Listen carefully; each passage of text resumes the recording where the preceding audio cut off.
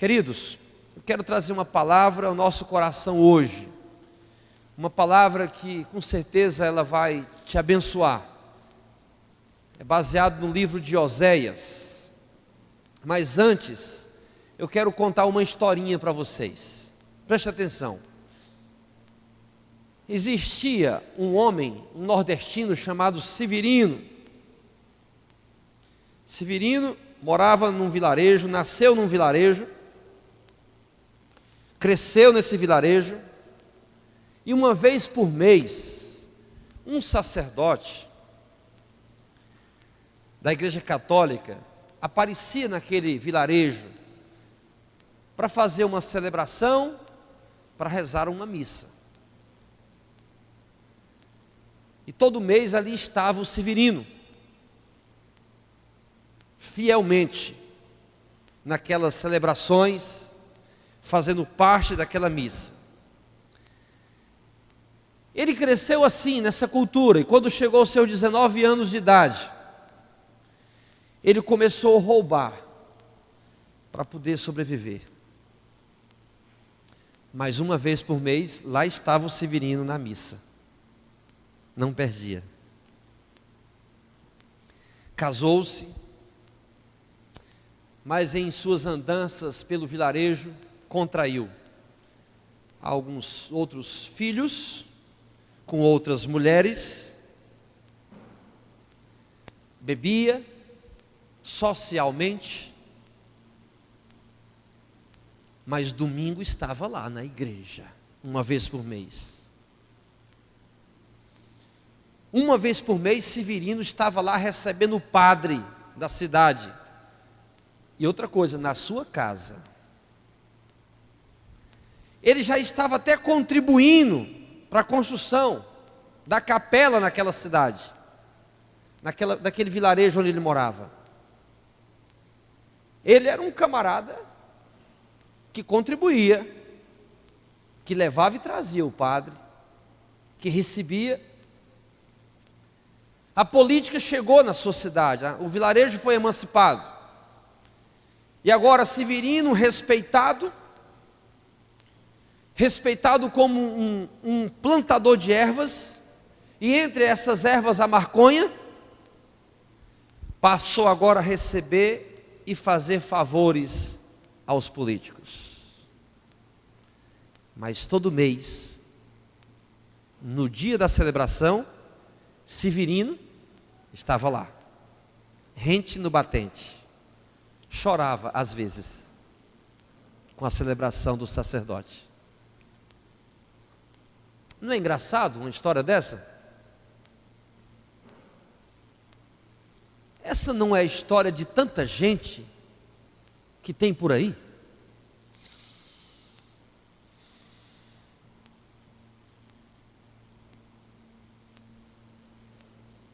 Eu vi uma frase essa semana que foi dito o seguinte: a igreja precisa sair das quatro paredes, porque senão corre o risco de virar ONG. Isso me preocupou.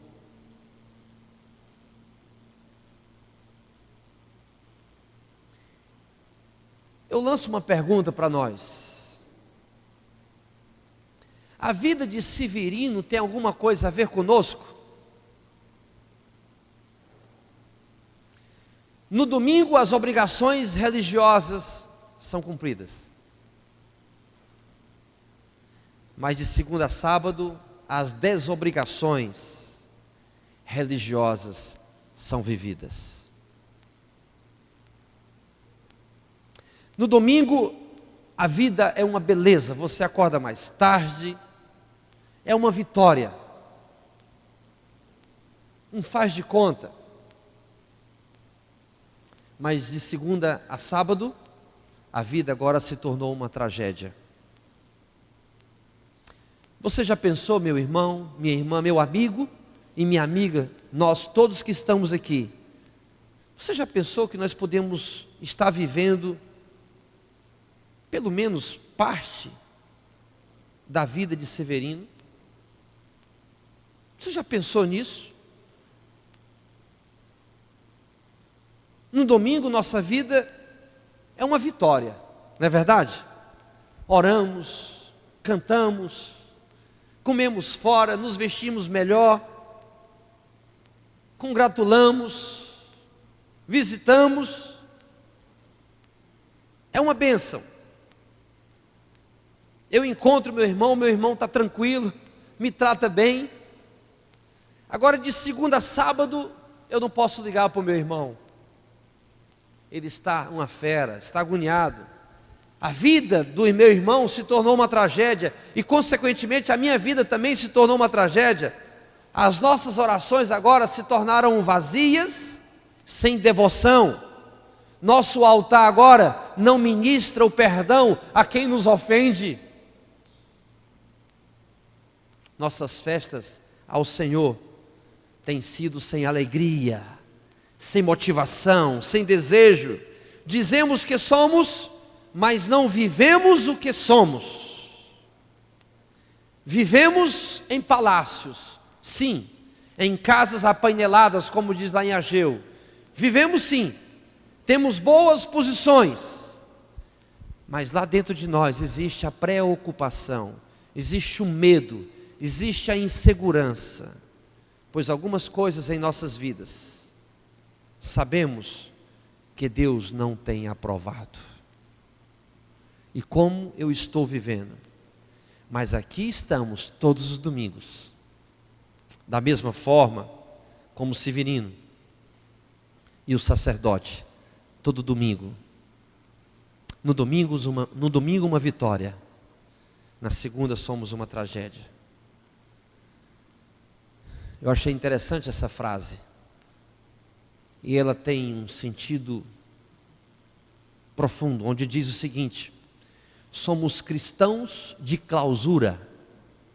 Nossa fé se restringe ao encontro do oratório ou à nave das igrejas. A nossa fé se restringe ao oratório, ao ouvir somente a palavra debulhada pelo sacerdote. E não somente isso, mas também a nave das igrejas. Saiu daqui, acabou. Será que essa vida nos satisfaz? Será que essa vida satisfaz a Deus? Como Deus pode nos mover dessa tragédia para a vitória? Como sair de uma vida religiosa para uma vida com Deus? Eu encontrei um casal de amigos há muito tempo. Eu olho e vejo várias pessoas e fico observando que essas pessoas poderiam estar melhor, poderiam estar avivadas, poderiam estar crescendo espiritualmente. Eu não dou conta de alguém me ver hoje, daqui 5, 2, 10 anos me ver novamente e dizer assim: o Amilson está para baixo, o Amilson está triste, o Amilson está pior. Não, essa pessoa vai ter que me ver melhor. Amilson está bem, o Amilson está forte, está avivado, homem de fé, homem que não desiste. Assim deve ser a nossa carreira. Nós temos que estar em ascensão, em crescimento. Mas eu não consigo entender homens e mulheres, crentes de muitos e muitos anos, homens e mulheres que estão frequentando a igreja, que passa às vezes um inverno, um verão, passa alguns janeiros, a pessoa está de cabeça baixa, a pessoa está triste, desanimada, às vezes até um dia. Ninguém pode entender isso. Amados, não são as circunstâncias que vai nos esmorecer, não. Pode até nos influenciar, mas saiba de uma coisa: eu tenho que me posicionar como um vitorioso, não só no domingo, mas na segunda, na terça, na quarta, na quinta, até no sábado. Eu e você temos que nos posicionar. E se você chegou aqui hoje, meu amigo, minha amiga, a mensagem é para você. Eu não sei o que você carrega no teu coração, eu não sei o que você está sentindo, mas uma coisa coisa, eu estou bem certo que Deus mandou trazer essa palavra para te alcançar e para te dizer: não desista, pois eu te amo, pois eu quero te mover do lugar onde você está para o lugar de vitória. Amados, abra comigo em Oséias. Vamos nos concentrar no livro de Oséias. O livro de Oséias retrata entre a dor de Deus e o seu amor. É isso mesmo, amado. Imagine, eu amo o meu filho. Eu amo o meu filho. Mas eu estou vendo o meu filho fazendo algo de errado. Ele me desrespeitou. Eu tenho que chegar nele, mesmo amando, eu tenho que corrigi-lo. Porque é meu filho. O livro de Oséias, depois você vai ler ele na íntegra. Ele retrata entre a dor e o amor de Deus pelas pessoas. Ao mesmo tempo que Deus fala de disciplina, Deus fala do seu amor restaurador. Oséias significa libertação. Eu estava ouvindo o testemunho de um amigo nosso, ele é da Donep de Imperatriz. Eu vou trazer ele aqui para ele testemunhar no domingo, esse mês de agosto. Crente de muitos anos, mas foi liberto um dia, quando nós estivemos lá em Imperatriz. Ele foi liberto quando ele chegou em casa depois daquele encontro, se deitou no chão e começou a clamar a Deus. Ele foi liberto quando ele voltou à igreja e aquela pastora orou por ele. E aqueles demônios saíram da vida daquele crente. Deus quer libertar vidas aqui hoje. Pastor, eu não estou preso não, não preciso de libertação não, pastor. Não, pastor, não. Você precisa. Algo tem te prendido. E Deus está aqui para te libertar. Porque se não fosse, você não estaria aqui hoje. O casamento de Oséias. Deus mandou que ele casasse, e esse casamento ilustra a relação de Deus para com Israel. Ele escolheu uma pessoa sem um mínimo de qualificação e pudor. A esposa que casou com Oséias se desvia e tem filhos que desagrada o esposo.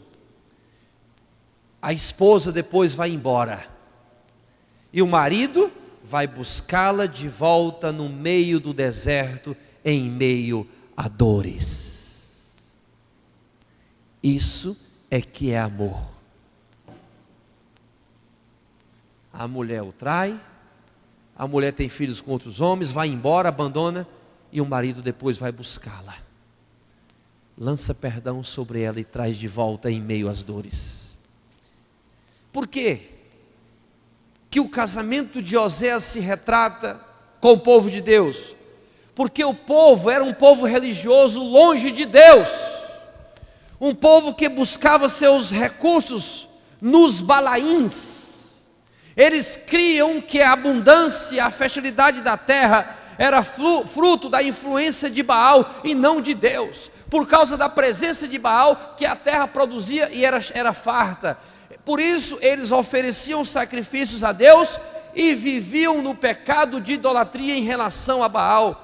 Os líderes religiosos daquela época criaram um modelo de corrupção próprio, amados. Apesar de terem saído do Egito, ainda buscava ajuda militar no Egito.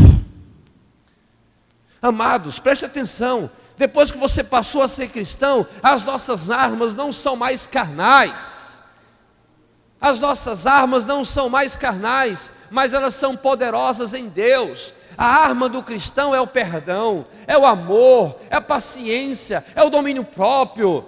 A arma do cristão é isso, amado, é a graça de Deus. Enquanto que lá fora as pessoas estão se degladiando, estão se matando com revólveres, com facas, com fuzis, com metralhadoras, nós aqui temos que amar, nós temos que lançar sobre todo o povo o amor de Deus, amado, mesmo que isso custe a nossa vida, queridos. Mas não, os líderes daquela época, embora eles tinham saído do Egito, mas eles estavam procurando ajuda militar, lá no Egito ainda, mesmo sabendo que Deus estava na companhia deles.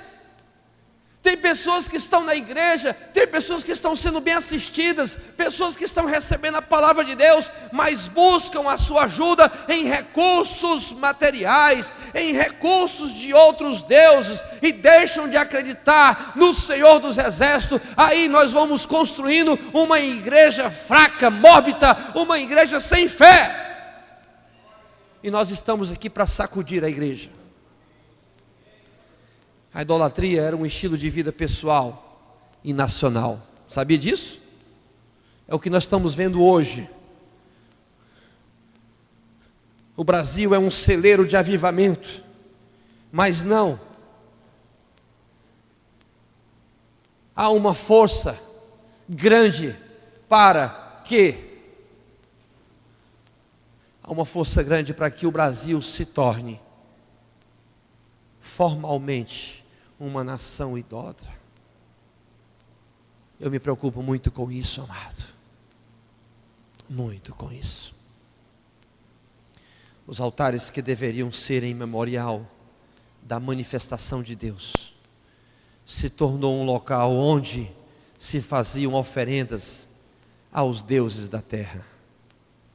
Todo sábado ofereciam sacrifícios a Deus, nosso Senhor, mas no resto da semana a vida era uma tragédia, pois eles cultuavam outros deuses.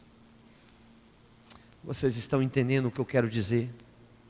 Hoje estamos aqui cultuando ao Senhor dos Exércitos, mas amanhã eu estou cultuando o meu carro, o meu trabalho, eu estou cultuando a minha fazenda, cultuando os meus filhos, cultuando o meu televisor, cultuando a outros deuses.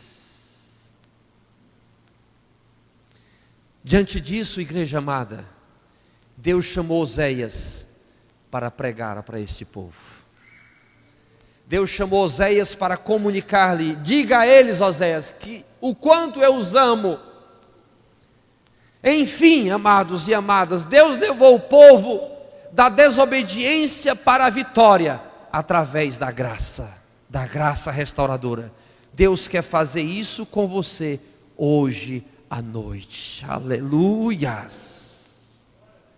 Mas qual é esse caminho da tragédia para a vitória? Talvez você entrou aqui hoje se sentindo derrotado, se sentindo para baixo mesmo. Senhor, o que eu faço? O que eu faço diante dessa minha vida espiritual? Algo precisa acontecer. Todas as vezes que entra dezembro e julho, eu fico me procurando: pai, o que eu tenho que fazer, papai? O que o teu povo precisa comer durante esses 6 meses? O que o Senhor quer de nós, Senhor? O Senhor tem sempre me dito: ame o povo, declare a minha palavra. E o Senhor, diante de tudo isso, Ele tem 3 propostas para nós hoje à noite. A primeira, Ele diz o seguinte: nossa maior tragédia é alienar Deus da nossa vida espiritual. Igreja, preste atenção nisso. A maior tragédia de uma família, a maior tragédia de uma nação, a maior tragédia de uma igreja, a maior tragédia de um ser humano é deixar Deus de lado da nossa vida espiritual. Oséias capítulo 1, verso 2, diz exatamente isso. Quando o Senhor falou no princípio por Oséias, disse o Senhor a Oséias: vai, toma por esposa uma mulher de prostituições e filhos de prostituição. A tragédia de Israel foi uma tragédia espiritual.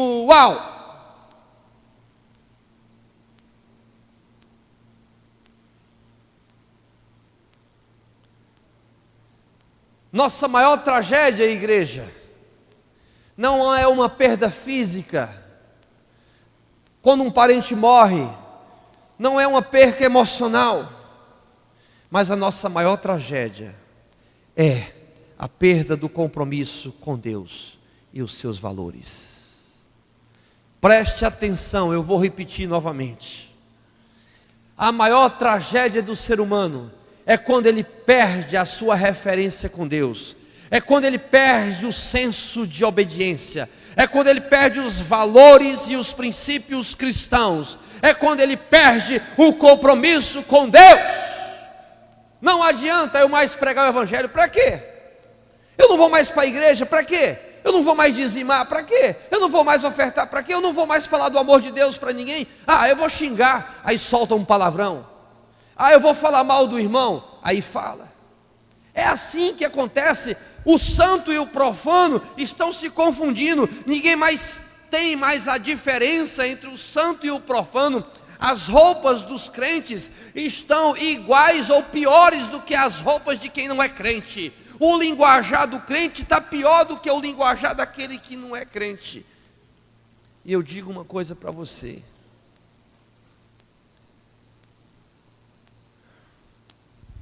você está cavando a sua tragédia. Jeroboão, ele reconquistou e estendeu as fronteiras do reino do norte, não foi verdade? Quem sabe a história de Israel sabe muito bem o que eu estou dizendo.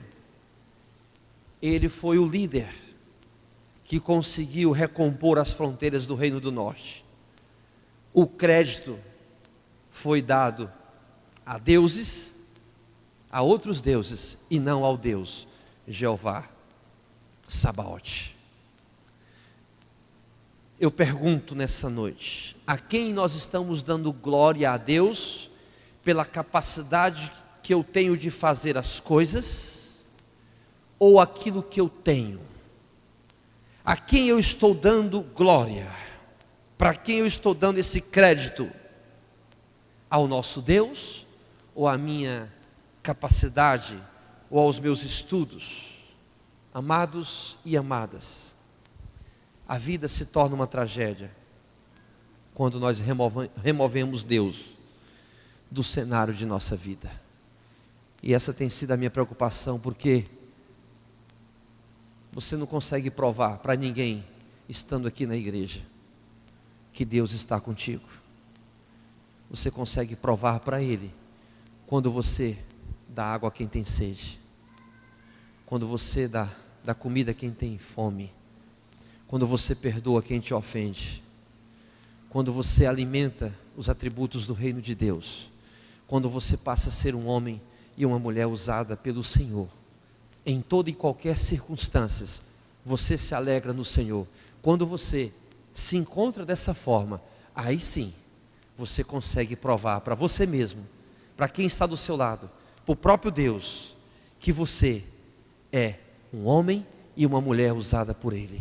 Mas eu me preocupo com a quantidade de homens e mulheres que frequentam as naves eclesiásticas, cheias do seu absolutismo, cheios das suas opiniões próprias, cheios dos seus interesses particulares, e não recebem de Deus a palavra. Pessoas independentes no Senhor. Eu me preocupo muito com isso. Essa é a trajetória do orgulho. Vocês lembram daquele e-mail que tem rodado por aí, há muito tempo atrás, de uma jovem que se despediu da sua mãe, dizendo que estava saindo com os seus colegas de faculdade, e a mãe disse assim: minha filha, despedindo, vá com Deus, vá com Deus. Que é isso, mãe? Deus não está nessa não, Deus vai no porta-mala. E naquela noite aconteceu um acidente gravíssimo. Aquele carro sofreu um acidente, e todas as pessoas morreram que estavam ali dentro, e foram ver, o carro estava totalmente estragado, somente tinha uma parte do carro que estava intacto, que era o porta-malas. Amados, não coloque Deus à margem de sua vida, pelo amor de Deus. Quando aconteceu a tragédia moral e religiosa de Israel, no capítulo 2, verso 13, quando Deus disse assim: castigá-la-ei pelos dias dos Balaíns, nos quais ela lhes queimava incenso e se adornava com as suas arrecadas e as suas joias, e indo atrás dos seus amantes, se esquecia de mim, diz o Senhor. Aquele povo, eles adoravam a Deus e adoravam a Baal. A Baal significa Senhor, dono, meu marido. Baal era o Deus da fertilidade. Então o povo que era chamado povo menina dos meus olhos, menina dos olhos de Deus, adoravam a Deus e no mesmo instante estavam cultuando e chamando de Baal seu marido. Você já pensou que coisa terrível, amados? Eles consultavam a Baal. Baal, o que nós temos que fazer agora? Como se estivessem consultando a Deus. Isso é muito sério, queridos. Eu quero parabenizar os irmãos e irmãs, independente das suas condições, das suas posições, mas aqueles irmãos e irmãs que têm procurado o seu líder espiritual, que têm nos procurado para orarmos juntos, nem que seja nas mínimas decisões, mas que temos orado juntos. Quando você envolve o seu líder espiritual, quando você envolve Deus, quando você envolve a palavra, Deus e a palavra torna-se testemunha das suas ações, e você passa a se comprometer com o propósito de Deus. Então a probabilidade de você errar é mínima, porque eu falo é mínima porque ainda tem, porque você tem alma, e a alma, ela luta contra o espírito. Mas quando você se aperfeiçoa, quando você se direciona, quando você não se precipita, quando você ora a palavra, quando você ouve a voz do seu pastor, amados, eu te digo uma coisa, a probabilidade de você acertar é muito grande. Aleluia, queridos. Esse povo aqui, eles consultavam a Baal. Os altares e os pilares ali se tornaram tendas de consultas. Ao redor dos pilares acontecia um comércio de adivinhos, clarividentes, feitiçaria. Também se propagava a promiscuidade em alto escalão, sacrifícios onde as penitentes mantinham relações sexuais aqui com as profetisas de Baal. É muito sério. Eu estou aqui falando como um profeta da nação brasileira. Eu estou falando aqui não é somente para você. Essa mensagem não é pobre, essa mensagem não é curta. Não ignore essa palavra, porque ela não é só para você. Ela vai te alcançar, mas vai varar você e vai alcançar mais outros e mais outros. E essa mensagem é uma mensagem para o Brasil. Você está entendendo porque eu estou pregando essa palavra no dia de hoje, amados, no Brasil? Você está entendendo porque Deus está trazendo essa palavra hoje para nós?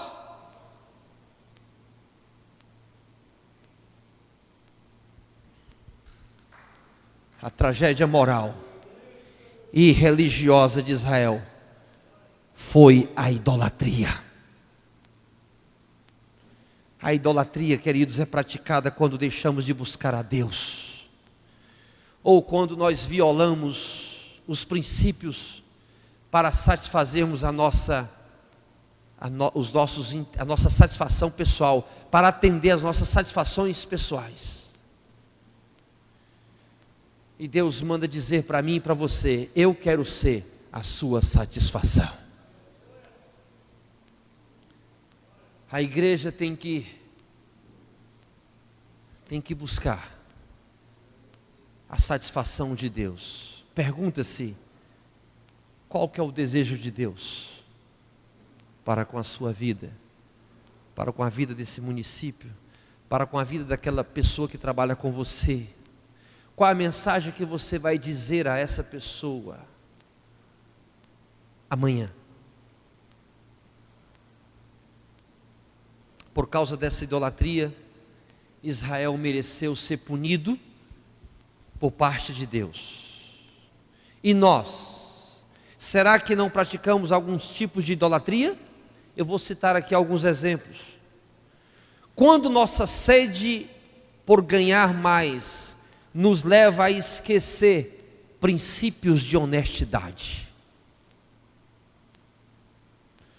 Pastor, só uma mentirinha.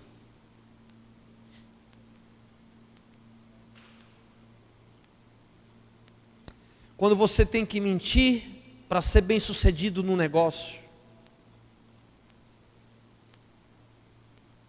Tudo isso com sede de ganhar mais dinheiro. Isso é idolatria. Quando nossa sede por prazer nos leva a praticar sexo antes e fora do casamento, também é idolatria. Quando nos tornamos escravos do trabalho, esquecemos de trabalhar para Deus. Quando não ligamos a mínima para perguntar para Deus: Deus, o que o Senhor quer da minha vida? Quero te fazer sócio do meu negócio, Senhor. Mas quem dará as regras aqui sou eu, Pai. Isso é idolatria. Isso é alienar Deus da sua vida espiritual.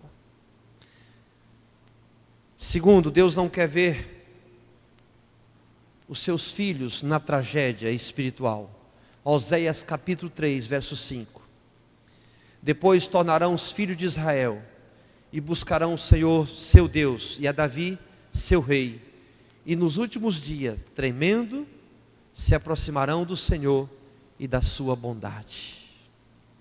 Deus nos ama, mas Deus pode dizer para mim e para você hoje: basta, chega. Eu quero falar contigo hoje. Tem irmãos que tem mais de mês que não vêm na igreja.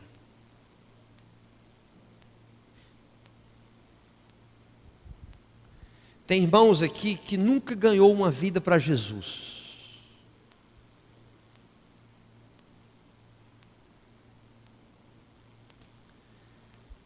Deus usou uma ilustração dura e ao mesmo tempo amorosa. O casamento de Oséias. Da mesma forma como Deus resolveu amar pela graça, sem merecimento, Ele manda Oséias casar com alguém sem merecimento. Isso é um amor condicional de Deus. Deus deu nomes aos filhos de Israel, de Oséias, e cada nome que Deus dava aos filhos de Oséias era uma mensagem que Deus queria trazer para o seu povo. Por exemplo, desfavorecida significa não tem misericórdia, não merece favor. Deus deixou de abençoar Israel e estender a sua graça à nação. Qual que era a mensagem que Deus estava querendo passar para Israel? Deus é amor, mas por causa da desobediência, Ele pode resolver rejeitar aquele que Ele ama. Isso é sério.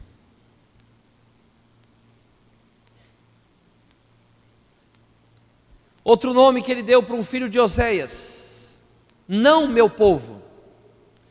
Deus resolveu rejeitar e retirar todas as suas promessas, pois o povo havia quebrado o seu lado do pacto. Preste atenção, isso é muito sério, igreja.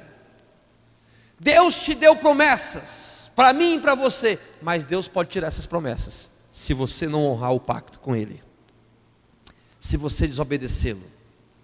A mensagem que Deus queria trazer para o povo é o seguinte: Deus é amor, é claro, mas Deus é soberano para rejeitar e aplicar a disciplina em quem Ele quiser. Em quem Ele quiser. Por isso há momentos que a sua família, há momentos que você mesmo, alguém perto de você vai passar dificuldades. Mas não se preocupe, tudo está no controle de Deus. Isso é para crescimento, isso é para edificação, isso é Deus disciplinando. Eu estou preocupado com a nossa nação brasileira, com o nível de pacto que está acontecendo, com o nível de mensagem que está se proliferando, com o comportamento das pessoas. Mas uma coisa eu quero dizer a vocês: praga nenhuma chegará à sua casa, mal nenhum nos sucederá, porque o Senhor está com as suas mãos sobre a sua igreja. A igreja que eu digo são aqueles que têm lhe obedecido e dado prazer. Portanto, o segredo, não é nem um segredo, a regra de você ser protegido é você obedecer o Senhor Deus. Apesar da disciplina, Deus tem sempre uma palavra de esperança. Graças a Deus por isso.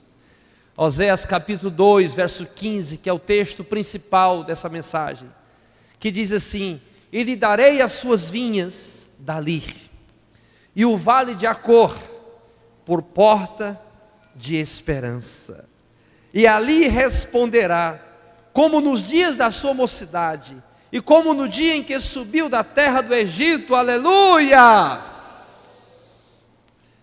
Acor significa confusão, morte. Acor foi o local onde Acã foi sepultado com a sua família depois de desobedecer a Deus. Portanto, a sua desobediência, não somente você, mas a sua família vai para debaixo da cova. E esse cemitério recebeu o nome de Acor. Mas Deus pode mudar o seu futuro, aleluia! Deus pode pegar o seu endereço, porque você foi endereçado para ir para o vale de Acor, o vale de confusão. Deus quer arrancar você da confusão, da morte.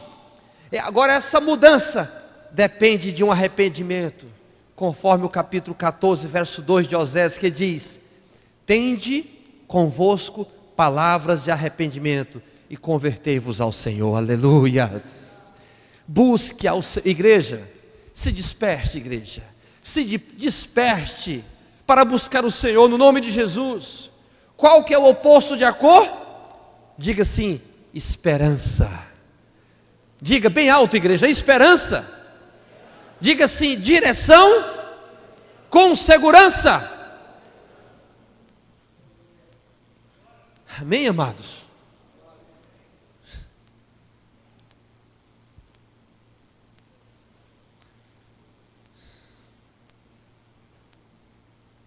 Deus quer nos fazer por porta de esperança. Se você ler aquele texto de Jó, capítulo 14, de 7 a 9, eu quero que você feche os seus olhos e ouça o que eu vou dizer para você.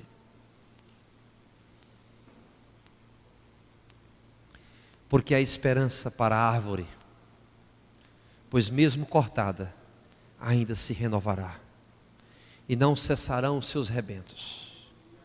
Se envelhecer na terra a sua raiz, e no chão morrer o seu tronco, ao cheiro das águas brotará, e dará ramo como uma planta nova. E dará ramo como uma planta nova. O inimigo te levou para o deserto.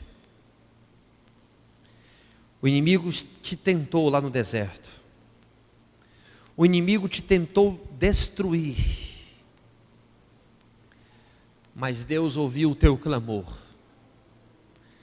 Deus transforma esse clima seco do deserto em um clima de amor.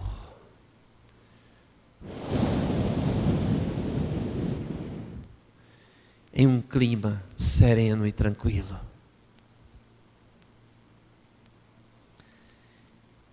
E junto com esse vento vem a graça de Deus, que nos alcança e nos restaura. Restaura o que, pastor Amilson? Restaura o nosso relacionamento com Ele. Diante dessa palavra, igreja amada, tem jovens aqui que estão mortos. Tem mulheres aqui e homens que estão tristes. Eu não posso te condenar, eu não posso te julgar. O que eu posso fazer aqui é deixar ser usado por Deus para dizer aquilo que você precisa ouvir. E orar para que Deus te transporte hoje do vale da confusão para o vale da esperança. Como você se chama hoje? Você que entrou aqui hoje, como você se chama? Confuso? Desfavorecido? Não meu povo? Separado de Deus? Eu quero dizer que Deus quer mudar o seu nome hoje. Hoje. Deus quer lhe falar amorosamente no deserto que você se encontra. Ele quer te dizer: eu te amo. Eu estou com você. Eu não desisti de você. Embora você às vezes tenha desobedecido, embora às vezes você tenha se esfriado, embora às vezes você tenha consultado a outros deuses, mas eu estou aqui para te buscar. Eu estou aqui para levar você comigo. Eu estou aqui para estender o meu manto de amor sobre ti. Eu tenho um propósito contigo, caminhe comigo e eu te darei a vida eterna. Como Deus faz isso, igreja? Nos amando e proporcionando um caminho para uma vida de vitória. Creia, eu tenho dito isso aqui. As nossas mensagens têm trazido santidade, arrependimento, mas vitória, vitória. Olha só, o que diz o capítulo 3, verso 5 de Oséias: depois tornarão os filhos de Israel e buscarão ao Senhor seu Deus e a Davi seu rei, e com temor chegarão nos últimos dias ao Senhor e à sua bondade. Aleluia! Deus está sempre pronto para ouvir nosso arrependimento. O que diz o capítulo 5, verso 15 de Oséias: irei e voltarei para o meu lugar, até que se reconheçam culpados e busquem a minha face. Aleluias! Reconheça, meu irmão, minha irmã, meu amigo, você que entrou aqui hoje, reconheça seu afastamento. Diga: eu tenho pecado sim, Senhor, ser propício a mim que sou um pecador. Vamos, amados, é hora de buscar Deus novamente. É hora de renovar o teu primeiro amor. Deixa Deus surpreender a tua vida. Saia dessa posição de orgulho, dessa posição de querer saber das coisas, de querer não precisar de ninguém, das coisas de ninguém. Amados, deixa a unção te pegar. E quando a unção te pegar, ela vai contagiar outros, e a unção vai pegar outros. Deixa Deus falar contigo. Tome decisões, amados, em nome de Jesus. Do jeito que você está hoje, não tem jeito de Deus te usar. Deus quer te usar, amado, mas Ele quer mudar o teu nome. Ele quer que você pegue o teu celular e mande mensagens de evangelismo. Ele quer que você pegue seu telefone e que você ligue para as pessoas e diga: Jesus te ama. Ele quer que você chegue diante do teu cônjuge e diga assim: você é especial na minha vida. Ele quer que você abra a tua boca dentro do supermercado e diga assim: eu amo o Senhor Jesus, Deus é a minha vitória. Faça isso, meu amado. Creia na graça restauradora de Deus. Oséias capítulo 6, verso 1 diz: vinde e tornemos para o Senhor, porque Ele despedaçou e nos sarará. Ele fez a ferida e nos sarará e nos atarará. Ferida de Deus, quem cura é Deus. Aleluias. Glórias. Aleluia. Eu falei da graça. A graça, ela sara a dor. Que dor é essa, pastor? A dor da vergonha e do pecado. Eu disse esses dias para um irmão que está fora aqui do nosso convívio: irmão, volte, irmão. Ele chorou e disse assim: eu estou com vergonha, pastor. Vergonha do pecado. Vergonha de não ser submisso. Vergonha do eu. Mas a graça de Deus restaura o que foi rasgado pelo pecado e pela disciplina. Há duas formas de você ser rasgado: pelo pecado, quando você se atira nos braços de Satanás, de outros deuses, ou quando Deus te disciplina. Só que a tristeza do mundo ocasiona morte e vergonha. Agora a tristeza de Deus contribui para crescimento e vitória. Amém, queridos? A graça de Deus quer mudar os seus nomes, conforme Oséias 2:1. Chamai a vosso irmão de meu povo e a vossa irmã de favor. Aleluias. Como você se encontra hoje, meu irmão, minha irmã? No vale de Acor?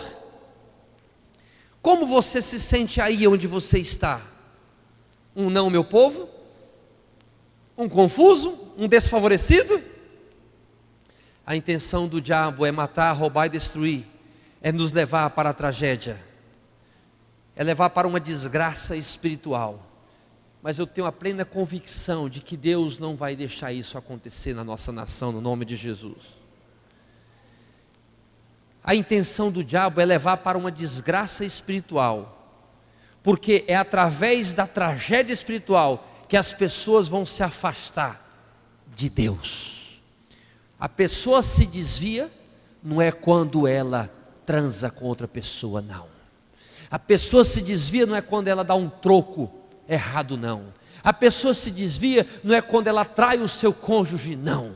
A pessoa se desvia não é quando ela rouba, não. A pessoa se desvia é quando ela começa a parar de orar e ler a Bíblia Sagrada.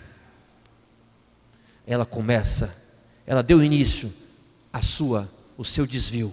Aí as tentações vão vir. Como você não tem substância, como você não tem base, como você não tem palavra, como você não tem oração, como o teu espírito está morno, você cai.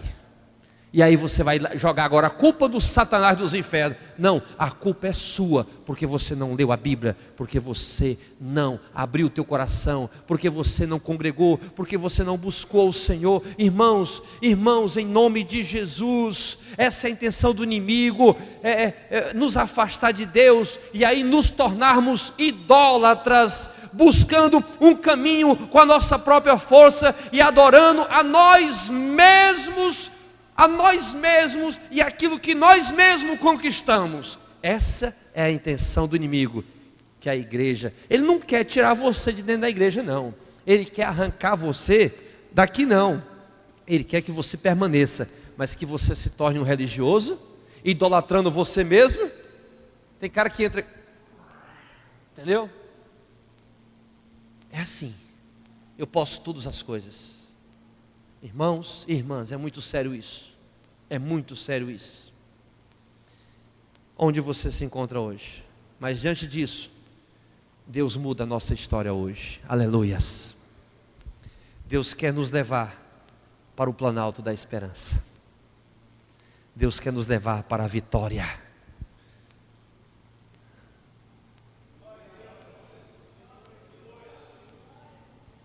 Você perdeu uma grande oportunidade de dar um glória a Deus. Você tem noção do que é o planalto da esperança? Você não está aqui numa farmácia, num hospital. Você está aqui numa igreja evangélica, onde existe um homem de Deus pregando a palavra do Senhor, onde do seu lado tem alguém sedento por Deus. Você está diante do Senhor nosso Deus, e essa palavra está sendo ministrada para o seu coração. Não ignore. Receba, viva essa palavra. Deixa Deus sacudir a tua vida hoje. Aquele rapaz disse assim para mim ontem: pastor, a minha vida mudou depois daquele dia.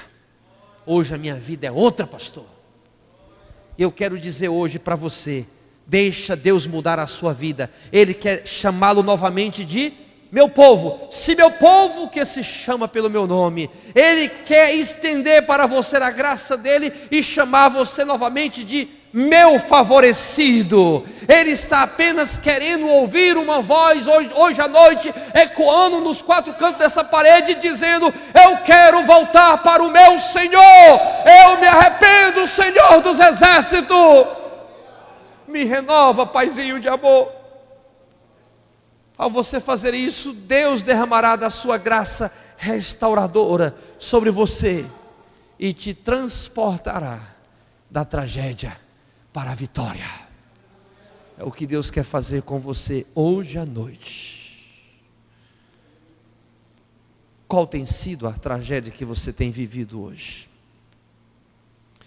Que tipo de preocupação você tem passado? Que tem aniquilado a tua fé, a tua vontade de caminhar? Não, pastor, eu estou bem. Graças a Deus por isso que você está bem. Graças a Deus.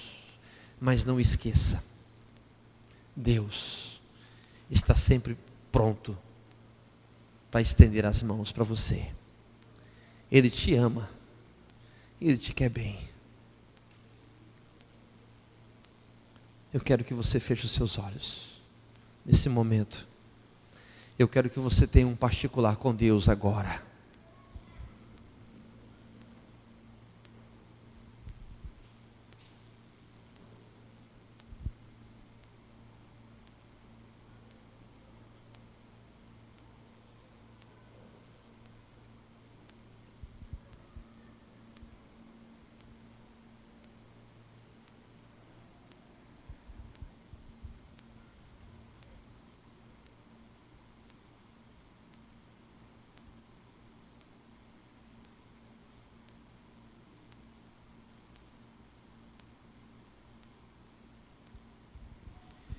Veja o que está precisando de mudanças na sua vida.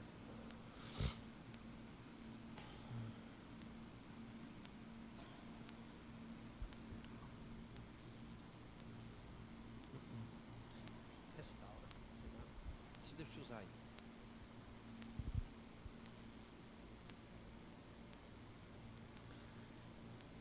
Eu tenho ido a algumas famílias orar. Deus tem me cobrado de pregar a palavra para o Senhor.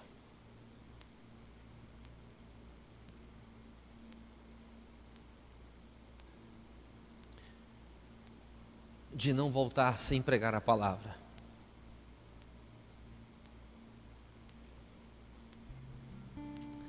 Esses dias nós fomos numa família e oramos. E Deus mandou dizer claramente para aquela família do amor de Deus. E que se aquela família não se curvasse diante do Senhor, o Senhor estaria permitindo algumas coisas no meio dessa família. E foi dito isso. As pessoas são religiosas apenas. Amados, se todas essas pessoas que correram atrás desse homem, desse chefe de Estado durante esses dias aqui no Brasil, se todas essas pessoas se transformassem, mudassem de estilo de vida, começassem a amar mais as pessoas, nós teríamos uma nação diferente. Eu pergunto, as pessoas estão procurando a Deus? Ou as pessoas estão procurando o homem? Pois não há outro além de ti. Tudo que eu possa conquistar não se compara à tua presença. Deus quer restaurar ministérios aqui. Deus quer restaurar a saúde de muitos que estão aqui. Deus quer restaurar a alegria de muitos que estão aqui. E em meu coração só aumenta o desejo de te Chore na presença de Deus. encontrar. Agradecido estou pelo que já recebi, mas não estou satisfeito. Eu quero mais te conhecer. Amados, a vida que nós estamos levando é real. Te conhecer. Existe uma batalha espiritual onde as forças do mal tentam nos impedir todos os dias, nos tirar do foco, nos trazer tristezas, através de percas e quebras de relacionamentos. Mas também existe o nosso Deus que é soberano, o nosso Deus que é tremendo, que é vivo, que tem anjos ao nosso dispor, um Deus que vela por nós, um Deus que nos protege de uma batida, de uma doença, um Deus que nos ama, um Deus que nos dá vida, um Deus que quer ver você bem, um Deus que quer ver você morando bem, que quer ver você desfrutando de uma boa qualidade de vida, mas um Deus que quer ver você pregando o Evangelho, vivendo o reino de Deus, transpirando os atributos do Senhor. Deus te ama, Deus te ama. Você não está proibido de trabalhar, não. Você não está proibido de gozar a sua vida, não. Você não está proibido, não, amado, de ter esses prazeres dentro dos limites cristãos, não, amado. Mas você está sendo chamado para ser diferente aonde você está. Deus me ama. Você é diferente. Você é diferente. Você é diferente. Forte, se eu estou de pé, oh Deus, Deus me ama. Amém, Jesus. Fique de pé, amados. Estou fraco, eu quero orar por você nessa estou noite. Caído, Ele não deixa de me amar.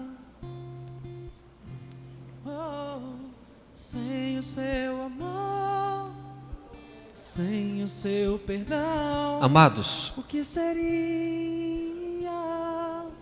como será nossas crianças no amanhã? Oh, Deus me amou tanto, O que você tem ensinado para elas? entregou seu filho para morrer. Olha, Em meu elas estão aqui hoje, graças a Deus por isso, porque você está fazendo o seu papel. Mas amanhã elas vão estar também aqui. Amanhã elas vão estar na presença de Deus. amor é tão grande, incondicional.